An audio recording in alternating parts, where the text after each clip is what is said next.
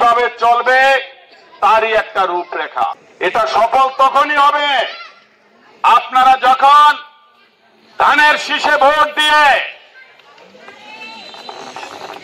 বিএনপিকে ক্ষমতায় আনবেন, তখনই এই 31 দফা বাস্তবায়নের মাধ্যমে এই দেশ সুন্দরভাবে চলবে।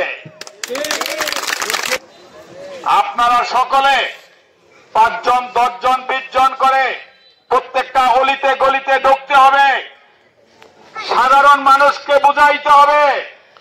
আমাদের প্রিয় নেতা তারেক রহমানের 31 দফা প্রত্যেকটা মানুষের কানে পৌঁছাইতে হবে। যারা মন্দিরে গিয়ে গীতা পাঠ করে ইসলাম প্রতিষ্ঠিত করতে চায় তাদেরকে ধিক্কার দেওয়া ছাড়া আর কি কিছু করা যায়? ধর্ম নিয়ে খেলাধুলা করছে, ইসলাম ধর্ম নিয়ে খেলাধুলার ক্ষমতা কারণে আমরা শহীদ রাষ্ট্রপতি জিয়াউর রহমানের আদর্শের সৈনিক, দেশ নেত্রী বেগম খালেদা জিয়ার আদর্শের সৈনিক, তারুণ্যের অহংকার তারেক রহমানের ভাই, আমাদের সামনে অন্যায় করে কোনো রেহাই নাই।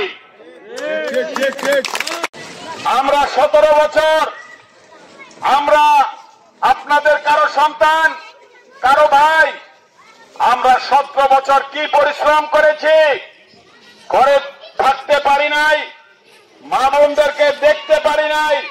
তাদের কথা বিবেচনায় রেখে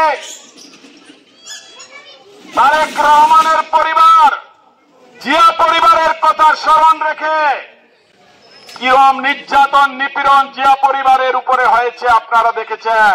এটা যদি দেশনেত্রী বেগম খালেদা জিয়া আপোষ করত তাহলে কি তার এই অবস্থা হতো?